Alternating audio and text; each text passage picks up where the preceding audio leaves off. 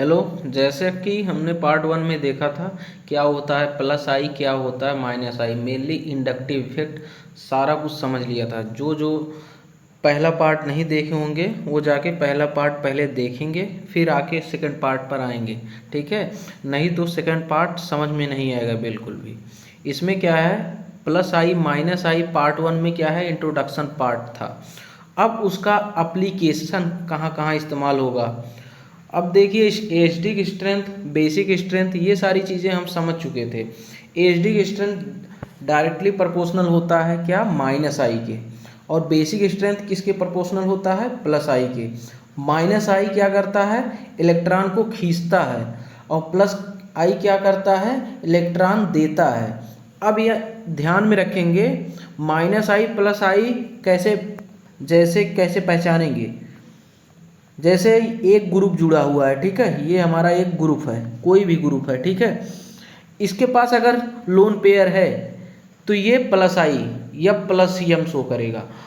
Plus M आगे चल के समझेंगे, एक इंट्रोडक्शन दिमाग में डाल लेंगे, क्या प्लस एम, ये रेजोनेंस में समझते हैं। ये सिमिलर होता है प्लस आई के, और माइनस एम माइनस आई के सिमिलर होता है।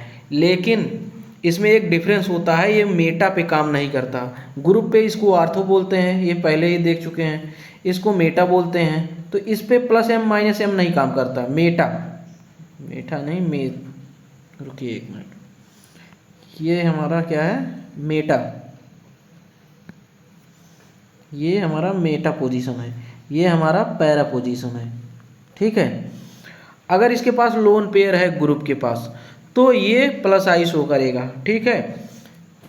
ऐसा नहीं है ये चीज़ें हर चीज़ में जो है यही फॉलो हो। जैसे कि हमारा एक CH3 है, ठीक है, टॉलुइन लेते हैं सी से, ठीक है। ये प्लस आई ग्रुप है या माइनस आई, कैसे पहचानेंगे। तो इसका जो है हाइब्रिडाइजेशन कार्बन का कितना होता है, sp3, ठीक है। इसका क्या होगा, sp, तो इसका इलेक्ट्रोनिगेटिव ज़्यादा होगा sp का, ठीक है। तो ये अपनी तरफ खींचेगा, तो ये खींचेगा, इसके पास पॉजिटिव आ जाएगा, तो क्या हो जाएगा, ये प्लस आई। पहली बात, कोई भी ग्रुप जुड़ा हुआ है अगर इसके पास लोन पेयर है या माइनस लगा हुआ है तो ये हो जाएगा आपका प्लस आई।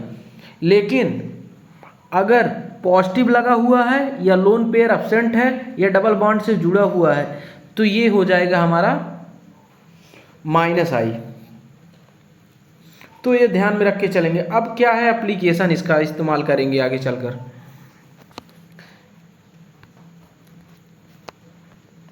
नोट करिए, एप्लीकेशन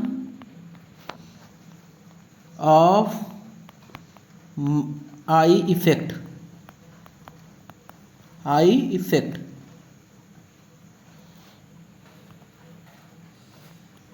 पहला, स्टेबिलिटी, स्टेबिलिटी जो है ऑफ कार्बोकैटायन, कार्बोकैटायन, कार्बोकैटायन, ठीक है। Stability of the carbocation, free radical,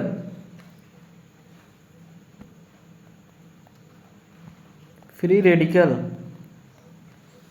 carbanion, carbanion, ऐसे बना लेंगे, ठीक है। दूसरा क्या है, एच डी की स्ट्रेंथ, यही हमको पढ़ना था। पहले प्लस आई माइनस आई को समझेंगे, उसका एप्लीकेशन पार्ट है। यही तीन है, इसी पे क्वेश्चन आता है प्लस आई माइनस आई वाला। एक स्टेबिलिटी पे, एक होता है एच डी को बेसिक स्ट्रेंथ पे। अब देखो, कार्बोकैटायन के पास इलेक्ट्रॉन की क्या होती है, कमी। तो इसको सेटिस्फाई कौन करेगा, जो इलेक्ट्रॉन देगा। तो कार्बोकैटायन जो है डायरेक्टली प्रोपोर्शनल होता है किसके, प्लस आई के, ठीक है। और कार्बेनायन आपका इसी में शॉर्ट में लिख लेंगे, माइनस आई के डायरेक्टली प्रोपोर्शनल होता है, क्योंकि इसके पास इलेक्ट्रॉन ऑलरेडी ज़्यादा है।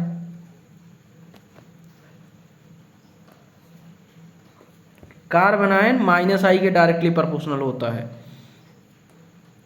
तो उसी से सेटिस्फाई होगा जो इलेक्ट्रॉन को खींचेगा। अब ये इलेक्ट्रॉन की कमी है तो उससे सेटिस्फाई होगा कार्बोकैटायन जो इलेक्ट्रॉन इसको देगा। कौन देगा? प्लस आई। प्लस आई इलेक्ट्रॉन को डोनेट करता है और माइनस आई इलेक्ट्रॉन को खींचता है। Stability of the carbon ion is satisfied by minus I and stability of the carbocation is satisfied by plus I. Carbocation के पास इलेक्ट्रॉन की कमी होगा, कौन देगा? प्लस आई वाला। और कार्बन आयन के पास इलेक्ट्रॉन बहुत ज़्यादा है, तो इसको सेटिस्फाई स्टेबल कब होगा? जब इसको कोई खींचेगा इसका इलेक्ट्रॉन, तभी ये स्टेबल होगा। तो कौन खींचेगा? माइनस आई। इसीलिए कार्बन आयन किसके डायरेक्टली प्रोपोर्शनल होता है? माइनस आई के। बहुत इंपॉर्टेंट है। अब आगे हम देखते हैं, क्वेश्चन इसका देखते हैं। अब ध्यान दो, इसमें सब प्लस आई ग्रुप जुड़े हुए हैं, इसमें सब प्लस आई वाले ग्रुप जुड़े हैं। लेकिन जैसे CH3 है आपका, ये प्लस आई ग्रुप है, ठीक है, ये प्लस आई। लेकिन इसमें आपको बताना है कार्बोकैटायन की स्टेबिलिटी।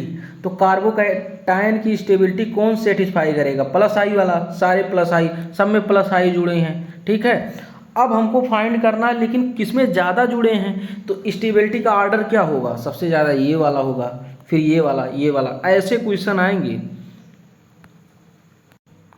अब इसका ऑर्डर बताओ तुम, स्टेबिलिटी ऑर्डर, कार्बन आयन का स्टेबिलिटी ऑर्डर आपको बताना है। अब देखो, कार्बन आयन को सेटिस्फाई कौन करेगा? माइनस आई वाले, क्योंकि इसके पास इलेक्ट्रॉन बहुत ज़्यादा हैं। तो जो इसका इलेक्ट्रॉन छीनेगा वही इसको स्टेबल करेगा। देखो तुम्हारे पास पैसा बहुत ज़्यादा है, कोई छीनेगा तभी तो स्टेबल होगे, कोई ले लेगा तभी तो स्टेबल होगे। तो इसके पास इलेक्ट्रॉन बहुत ज़्यादा है, तो इसको स्टेबल कौन करेगा? जो इसका इलेक्ट्रॉन की कमी करेगा। तो कमी कौन करेगा? माइनस आई वाले। तो माइनस आई सबसे ज़्यादा किसका है? माइनस आई वाले तो सारे हैं, लेकिन किसका ज़्यादा है? F भी है, Cl भी है, Br भी है। ऑर्डर क्या था? फ्लोरीन माइनस आई का, फ्लोरीन, क्लोरीन, ब्रोमीन, कौन सबसे ज़्यादा छीनेगा? ये वाला हो जाएगा फिर ऑर्डर, ठीक है। स्टेबिलिटी ऑर्डर है, लिख लेना, carb stability order of carbanion, stability order of carbanion. ये order of minus I, order of minus I, ध्यान में रखना। देखो अभी तक जो पढ़ाया है सिंपल से ध्यान में रखना है। प्लस आई माइनस आई के बारे में हमने पढ़ा हुआ है। अब इस पे क्वेश्चन क्या क्या आ सकता है? एसिडिक स्ट्रेंथ और बेसिक स्ट्रेंथ पे क्वेश्चन पूछेगा, पहला। दूसरा स्टेबिलिटी ऑफ कार्बन आयन और कार्बोकैटायन पे पूछेगा। सिंपल सी बात है, अभी तक जो भी पढ़ा है यही तीन चीज़ पूछेगा, ठीक है। इंडक्टिव इफेक्ट, और इंडक्टिव इफेक्ट आपका सारा का सारा खत्म हो चुका है। ध्यान में रखना है एसिडिक स्ट्रेंथ कहीं भी पूछेगा, ध्यान में क्या रखना है? ध्यान में ये रखना है माइनस आई ग्रुप, ध्यान देना है। पहली बात, माइनस आई ग्रुप मान लीजिए सब में जुड़ा है, तो किसका माइनस आई स्ट्रांग है ये ध्यान में रख के चलेंगे। किसका स्ट्रांग है उस हिसाब से हम ऑर्डर लगाएंगे। अब बेसिक स्ट्रेंथ प्लस आई का डायरेक्टली प्रोपोर्शनल होगा। प्लस आई देखेंगे, अगर प्लस आई वाला ग्रुप जिसमें जुड़ा हुआ है वो उसका बेसिक स्ट्रेंथ सबसे स्ट्रांग होगा। मान लीजिए सब में सेम ही जुड़ा हुआ है, क्या? प्लस आई वाला, तो किसका प्लस आई सबसे ज़्यादा है वो सबसे अच्छा बेसिक स्ट्रेंथ उसी का होगा। और तीसरा क्या है? एसिडिक स्ट्रेंथ, बेसिक स्ट्रेंथ, हाँ। और stability of the carbocation, stability of the carbocation कहीं भी पूछे प्लस आई के डायरेक्टली प्रोपोर्शनल होगा। पहले ध्यान देंगे, प्लस आई माइनस आई सब में जुड़ा है ना, सब में जुड़ा है प्लस आई माइनस आई, तो प्लस आई वाला हम ध्यान देंगे। स्टेबिलिटी ऑफ कार्बोकैटायन में प्लस आई वाला ग्रुप सबसे ज़्यादा उसका स्टेबल होगा, उसमें भी ध्यान देंगे। प्लस आई में भी कौन सा सबसे ज़्यादा स्ट्रॉन्ग है? प्लस आई है, इसका ऑर्डर ध्यान में रख के ऑर्डर याद कर लेना, वो जो लिखाए हैं अगर वो ऑर्डर याद कर लेंगे तो इसमें जो भी क्वेश्चन है कोई भी गलत होने वाला नहीं है। अब एक सिंपल जितना पढ़ा है उसका समरी देख लेना, 2 लाइन में है, 2 लाइन में देखना। Acidic strength directly proportional to minus I, ठीक है। ऐसे साइड में basic strength directly proportional to plus I. दूसरी बात क्या हो गई, stability of carbocation directly proportional to plus I. Stability of carbanion is directly proportional to minus I. जितना भी पढ़ाए हैं सारा इसी में ख़त्म है, ध्यान दे देना।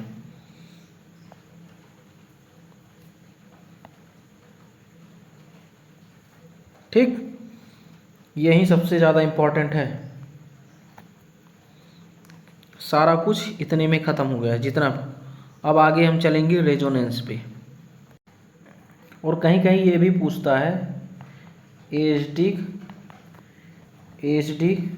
स्ट्रेंथ जो होता है आपका, ये डायरेक्टली प्रोपोर्शनल होता है एच प्लस के, ठीक है, और इन्वर्सली प्रोपोर्शनल होता है पी एच के, और डायरेक्टली प्रोपोर्शनल होता है के ए के, और इन्वर्सली प्रोपोर्शनल टू होता है पी के।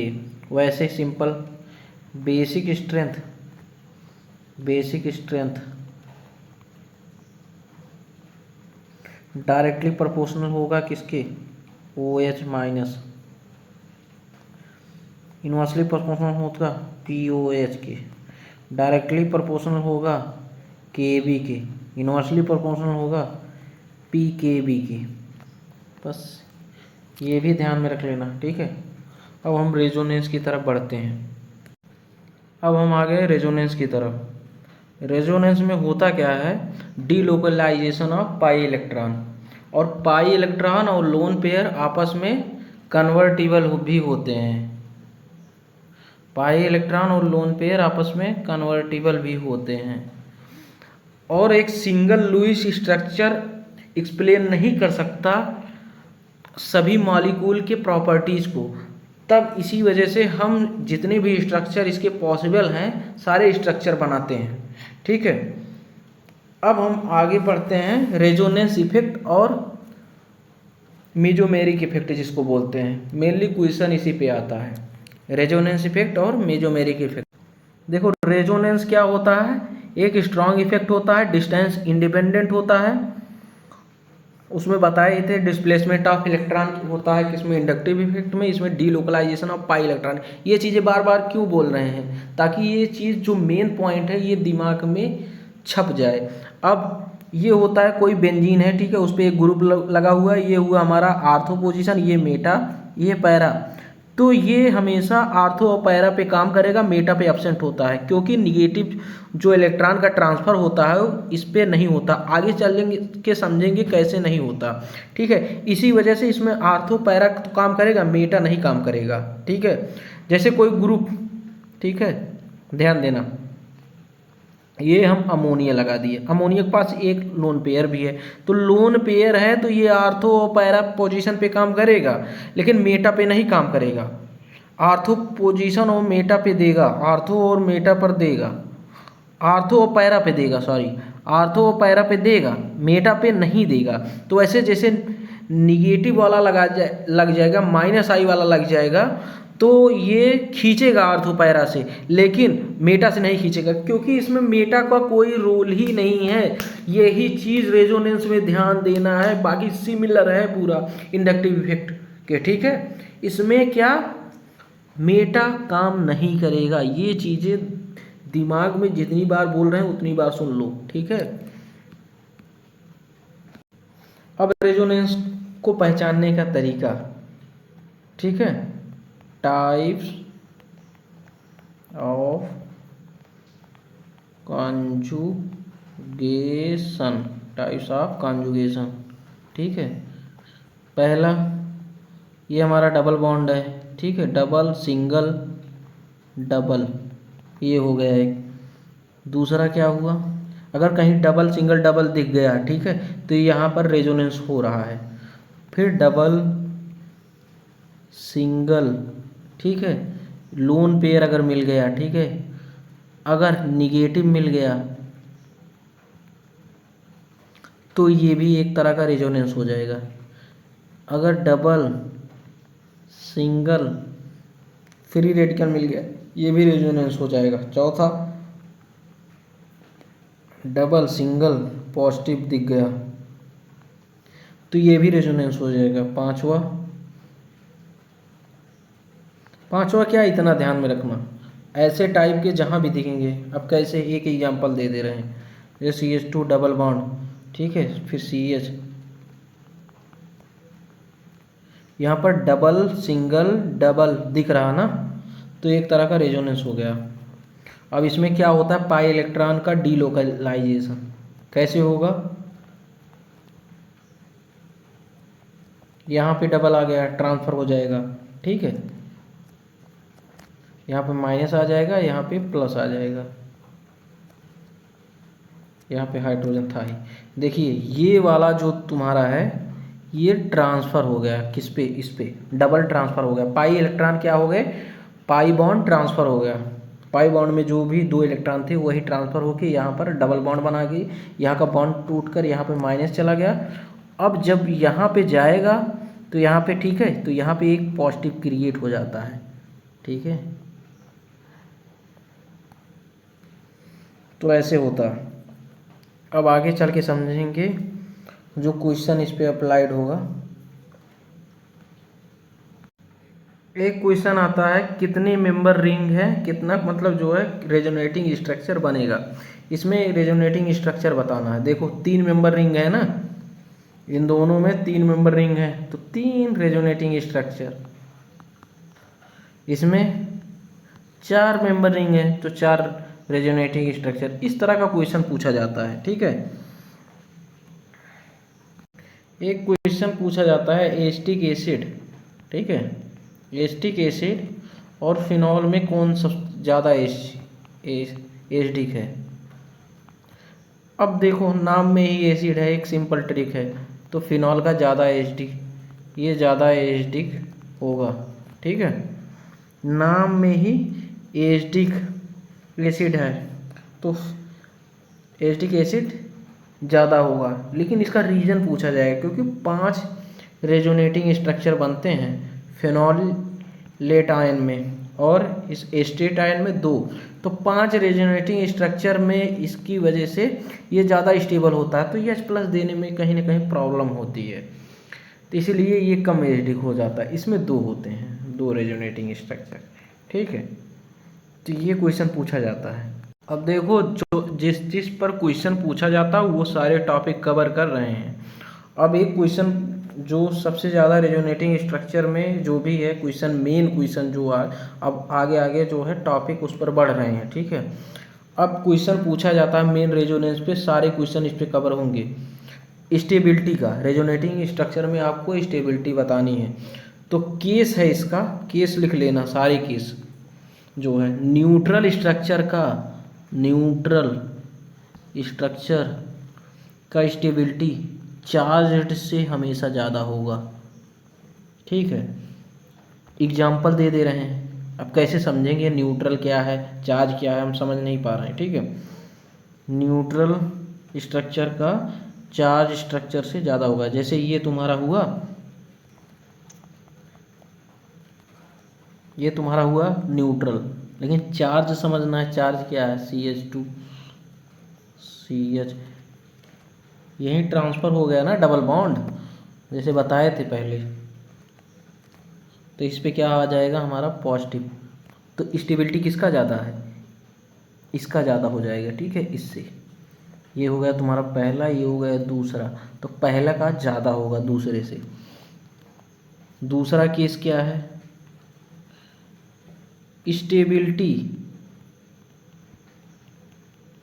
ध्यान में रखना, डायरेक्टली प्रोपोर्शनल होता है number of pi bonds.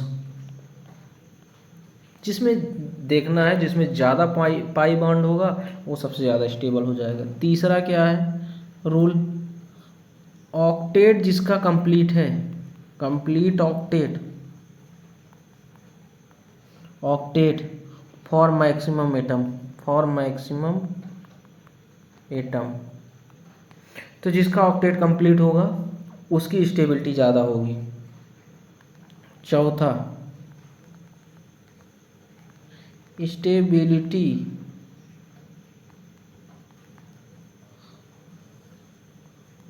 Inversely proportional होती है अपोजिट चार्ज सेपरेशन। ये सबसे ज़्यादा इम्पॉर्टेंट है, इम्पॉर्टेंट तो सारे ही हैं लेकिन सारे केस ध्यान रखना। और सेम चार्ज सेपरेशन, सेपरेशन तो स्टेबिलिटी देखना। अब समझने वाली बात क्या है इसमें, पॉजिटिव चार्ज है निगेटिव चार्ज है, ठीक है। जैसे तुम्हारा पॉजिटिव निगेटिव चार्ज पास पास हैं तो इसकी स्टेबिलिटी ज़्यादा होगी, लेकिन सेम चार्ज है, सेम चार्ज है तो उसकी स्टेबिलिटी तब ज़्यादा होगी जब वो दूर दूर रहेंगे। तो ये केस ध्यान में रखना। अब आगे बढ़ते हैं। देखो इसमें क्या है, निगेटिव चार्ज जो है निगेटिव एटम के ऊपर ज़्यादा स्टेबल होगा और पॉजिटिव चार्ज पॉजिटिव एटम के ऊपर ज़्यादा स्टेबल होगा। ये इसमें यही दिया गया है, negative charge is more stable on electronegative atom and big atom while positive charge is more stable on electropositive atom, ठीक है। और स्टेबिलिटी सराउंडेड पॉजिटिव चार्ज के डायरेक्टली प्रोपोर्शनल होगी, इनवर्सली प्रोपोर्शनल होगी सराउंडेड निगेटिव चार्ज। अब समझेंगे इसका मतलब क्या है। इसका मतलब क्या है, जैसे तुम्हारा पॉजिटिव में है, ठीक है, पॉजिटिव स्टेबिलिटी का मतलब समझ रहे हैं, इसमें 3 डिग्री, जैसे कोई पॉजिटिव चार्ज है उसमें 3 डिग्री है, 2 डिग्री है, 1 डिग्री, तो ये स्टेबिलिटी का ऑर्डर होगा। लेकिन अगर कोई निगेटिव चार्ज है उसमें 1 डिग्री, 2 डिग्री, 3 डिग्री, ये सारे जो एप्लीकेशन है अभी हम क्वेश्चन पे अप्लाई करेंगे चलकर, ठीक है। तो जो कुछ भी नहीं समझ में आया है सारा कुछ समझ में आ जाएगा। अब इसमें ए और बी में हमें स्टेबिलिटी ऑर्डर बताना है, ठीक है। सिंपल सी बात है, ए क्या है हमारा न्यूट्रल है, कोई भी चार्ज नहीं है, तो ए जो है बी से ज़्यादा स्टेबल होगा। लेकिन दूसरा जो है आपको खुद करना होगा, ये वाला, ठीक है, आप खुद करेंगे। 10 सेकेंड का समय है। देखो दूसरे में क्या है, सिंपल सी बात है, एक चीज़ करना भूल गया, इसमें पॉजिटिव चार्ज है, ठीक। अब सारा कुछ ओके है, सिंपल सी बात है। ये ए वाला क्या है हमारा न्यूट्रल है, बाकी सब में चार्ज है, तो ए जो है सबसे ज़्यादा स्टेबल हो जाएगा। और अब ध्यान देना है किसमें, चार्ज तो सभी है लेकिन सेम चार्ज है, सेम चार्ज नहीं है ना, अपोजिट चार्ज है ना, तो अपोजिट चार्ज जितने पास पास होंगे उतने ज़्यादा स्टेबल। तो किसमें सबसे ज़्यादा पास हैं, तो बी में है। दूसरा क्या है, क्या है, निगेटिव चार्ज दोनों उतने दूर दूर हैं, अपोजिट चार्ज दोनों दूर दूर हैं। तो तीसरा केस क्या था, तीसरा केस क्या था, अगर निगेटिव चार्ज है तो मोस्ट इलेक्ट्रोनेगेटिव एटम पे रहेगा तो वो ज़्यादा स्टेबल हो जाएगा। देखो ये हमारा निगेटिव चार्ज है, ठीक है, लेकिन ये ऑक्सीजन पे, ऑक्सीजन क्या है मोस्ट इलेक्ट्रोनेगेटिव एटम है, ठीक है, इसमें ऑक्सीजन पे पॉजिटिव चार्ज है, तो इस पे मोस्ट इलेक्ट्रोनेगेटिव एटम पे हमारा जो है पॉजिटिव चार्ज है, तो इसकी स्टेबिलिटी कम हो जाएगी, तो सी की सबसे ज़्यादा हो जाएगी डी से, ठीक है। तो ये हमारा क्या हो जाएगा, स्टेबिलिटी ऑर्डर, स्टेबिलिटी ऑर्डर, ठीक, ये हमारा स्टेबिलिटी ऑर्डर हो गया। अब हम आगे बढ़ते हैं, तो इसी तरह के क्वेश्चन आएंगे, एप्लीकेशन उसका था, एप्लीकेशन बेस पे सारे क्वेश्चन रहेंगे, ठीक है। तो ये एक 2-3 एग्जांपल ले लेते हैं, बाकी फंडा यही सेम ही लगेगा, फंडा क्या लगेगा, सेम ही लगेगा। अब हम टाइप्स ऑफ मेसोमेरिक इफेक्ट पढ़ाकर इसी पे स्टॉप करेंगे, सेकंड पार्ट यहीं पे क्लोज करेंगे। उसके बाद थर्ड पार्ट में हम सारा कुछ समझेंगे, ठीक है, उसका भी एप्लीकेशन। अब types of mesomeric effect, types of mesomeric effect, ठीक। अब इसमें क्या करना है हमको, जैसा कि इंडक्टिव इफेक्ट में पढ़ाए थे वही सेम कंडीशन लगेगा। क्या है, मेटा पे काम नहीं करेगा, बस यही बात ध्यान में रख के चलेंगे। ये हुआ हमारा, इस पे एक ग्रुप लगा हुआ है, कोई भी XY जो ग्रुप है, ठीक है। अगर इसके पास लोन पेयर है, क्या है, लोन पेयर, तो ये आर्थो और पैरा पोजीशन पर देगा, मेटा पर कुछ नहीं होगा, मेटा पर कुछ नहीं होगा, ठीक है। जैसे एक एग्जांपल लेते हैं ये, और अगर लेगा भी तो आर्थो पैरा पोजीशन से लेगा, ना कि मेटा, मेटा पे कोई काम नहीं होगा, ठीक है। इसके पास एक लोन पेयर है, ठीक है। अगर ये लोन पेयर किस पे देगा, लोन पेयर कहाँ देगा इलेक्ट्रॉन, आर्थो और पैरा पर, कहाँ पर, आर्थो और पैरा पर, मेटा पर कुछ भी नहीं होगा, मेटा पर कुछ भी नहीं होगा। अब क्या होता है इसमें, होता क्या है, ये हमारा अमोनिया हुआ, तो आर्थो और इलेक्ट्रोफाइल मान लीजिए, ठीक है, लोन पेयर है इसके पास, इलेक्ट्रॉन देगा आर्थो पैरा पर, तो इलेक्ट्रोफाइल क्या हो जाता है हमारा, रीजेंट। रीजेंट बताए थे ना कितने तरीके के, पार्ट 1 ध्यान से देख के आना, पार्ट 1 में हम सारा कुछ बताए थे, इलेक्ट्रोफाइल क्या होता है, न्यूक्लियोफाइल क्या होता है। इलेक्ट्रोफाइल के पास क्या होता है, इलेक्ट्रॉन की कमी, तो कहाँ पे आके जुड़ेगा, आर्थो और पैरा पे। क्यों जुड़ेगा, क्योंकि इसके पास लोन पेयर है, कहाँ देगा, जो भिखारी है किसके पास, आर्थो और पैरा के, मेटा पे कोई काम नहीं होगा, ठीक है। तो इलेक्ट्रोफाइल हमारा एक रीजेंट है, ये हमारा मान लीजिए एक रिएक्टेंट है, ठीक है, अमोनिया। अब ध्यान से सुन लो, अमोनिया क्या है, एक रिएक्टेंट है, रिएक्टेंट, इस पे इलेक्ट्रोफाइल आके एक्ट करेगा, न्यूक्लियोफाइल नहीं करेगा। क्यों, क्योंकि न्यूक्लियोफाइल के पास ऑलरेडी इलेक्ट्रॉन बहुत ज़्यादा है, तो क्यों आके इस पे जो है सर पीटेगा, ठीक है। तो न्यूक्लियोफाइल के पास इलेक्ट्रॉन बहुत ज़्यादा है, इसलिए न्यूक्लियोफाइल, तो हमारा रीजेंट में आएगा कौन, इलेक्ट्रोफाइल। इलेक्ट्रोफाइल क्या, आर्थो और पैरा पे, क्योंकि ये हमारा जो लोन पेयर है ये हमारा आर्थो पे देगा और पैरा पे देगा, तो हमारा रीजेंट जो इलेक्ट्रोफाइल है जो है वो हमारा आर्थो पे जुड़ेगा और पैरा पे जुड़ेगा।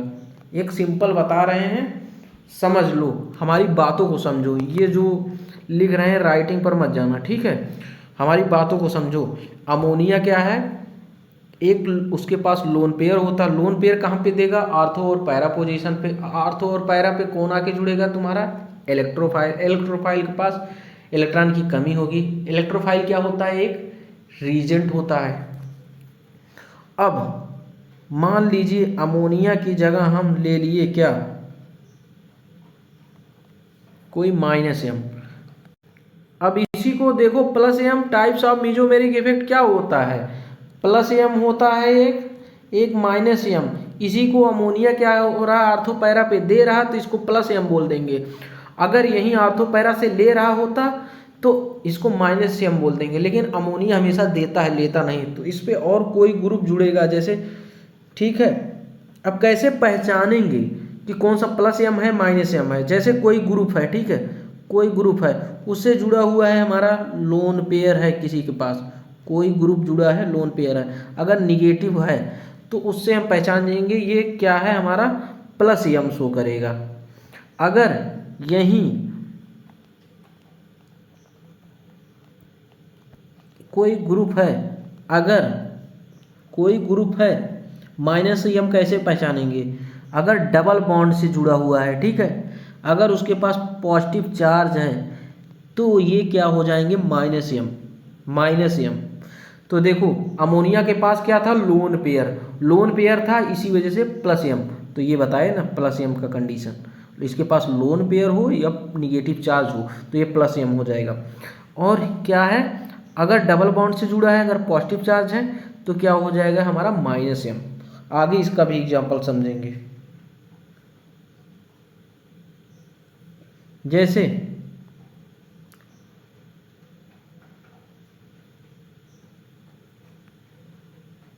अब जिसमें जैसे इसमें क्या करना है, हमको आइडेंटिफाई करना है कौन सा प्लस एम है माइनस एम। ऑक्सीजन क्या है, ऑक्सीजन के पास लोन पेयर होता है, तो क्या होगा ये प्लस एम, कहाँ देगा, आर्थो पैरा पे। ऑक्सीजन के पास क्या होता है, लोन पेयर, क्या हो गया प्लस एम। लेकिन ये डबल बॉन्ड से जुड़ा हुआ है ना, कार्बन है ये, कार्बन डबल बॉन्ड से जुड़ा हुआ है ऑक्सीजन, ठीक है। तो क्या हो जाएगा, ये माइनस एम, पहले ही बताए थे पहचानने का तरीका। माइनस एम क्या पहचानने का तरीका है, डबल बॉन्ड से जुड़ा हुआ कार्बन हो, ठीक है। दूसरा क्या है, पॉजिटिव चार्ज है। और उसमें क्या था, प्लस एम में लोन पेयर होना चाहिए, लोन पेयर और निगेटिव चार्ज और लोन पेयर देखते ही प्लस एम। और क्या है, डबल बॉन्ड से जुड़ा हुआ देखेंगे, ठीक है, माइनस एम। और प्लस जुड़ा हुआ, ठीक है, डबल बॉन्ड और प्लस से जुड़ा हुआ है, ठीक है, क्या हो जाएगा, माइनस एम। तो ये पार्ट सेकंड यहीं पे ख़त्म करते हैं, आगे हम समझेंगे और भी चीज़ें जो भी हैं आगे, ठीक है।